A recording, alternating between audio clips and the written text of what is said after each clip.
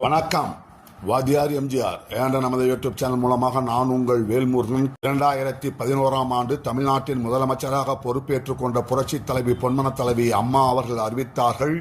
2011ஆம் ஆண்டு டிசம்பர் மாதத்தில் தமிழகத்தில் இருந்து சர்வதேச போட்டிகளில் கலந்து கொண்டு பதக்கம் வெல்கின்ற வீரர்களுக்கு ரொக்க பரிசுகள் வழங்கப்படும் என்று அறிவித்தார்கள். அதன் அடிப்படையில் காமன்வெல்த் கேம்ஸில் தங்கப்பதக்கம் வெல்கின்ற வீரர்களுக்கு 50 லட்சம் ரூபாய் வழங்கப்படும் என்று அறிவித்தார்கள்.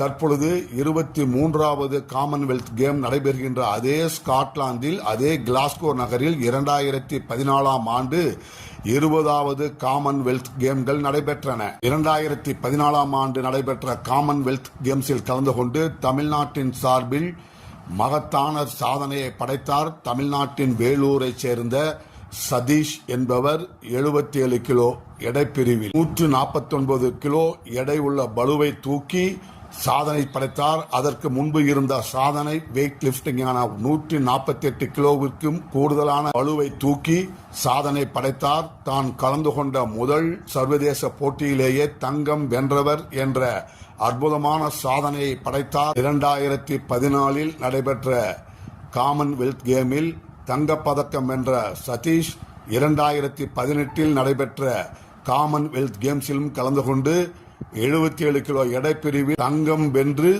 தொடர்ந்து 2 முறை நடைபெற்ற காமன்வெல்த் கேமில் தங்கப்பதக்கம் வென்ற முதல் இந்திய ஆடவர் என்கின்ற சாதனையும் செய்தார். 2015ஆம் ஆண்டு அன்றைய ஜனாதிபதி குடியரசுத் தலைவர் பிரணாப் முகர்ஜி அவர்கள் அர்ஜுனா விருது வழங்கி கௌரவித்தார் நமது வேலூரை சேர்ந்த சதீஷ் அவர்களை. புரட்சி தலைவி பொன்மன தலைவி அம்மா அவர்கள் தான் அறிவித்தது போலவே 50 லட்சம் ரூபாய்க்கான ரொக்கத்தையும் அவருக்கு வாழ்த்துக்களையும் தெரிவித்து பாராட்டி அகமகிழ்ந்தார். தமிழ்நாட்டில் விளையாட்டு வீரர்களுக்கு உரிய அங்கீகாரமும் கௌரவமும் வழங்கி அவர்களுக்கு உரிய எதிர்காலத்தையும் வழங்க வேண்டும் என்பதிலே மிகவும் கவனமாக இருந்தவர்தான் நம் இதய தெய்வம் புரட்சி தலைவி பொன்மன தலைவி அம்மா அவர்கள். இன்று தமிழ்நாட்டில் விளையாட்டு வீரர்கள் ஆக்கமும் ஊக்கமும் பெறுகிறார்கள் என்றால் அதற்கு முழு முதற் காரணம் அனைத்து இந்திய அண்ணா திராவிட முன்னேற்ற கழகமும் இதய தெய்வம் புரட்சி தலைவி பொன்மன தலைவி அம்மா அவர்களும் என்பதை இந்த தலைமுறையினரும் தெரிந்து கொள்ள வேண்டும் என்ற நல்ல எண்ணத்தில் இந்த காணொலியை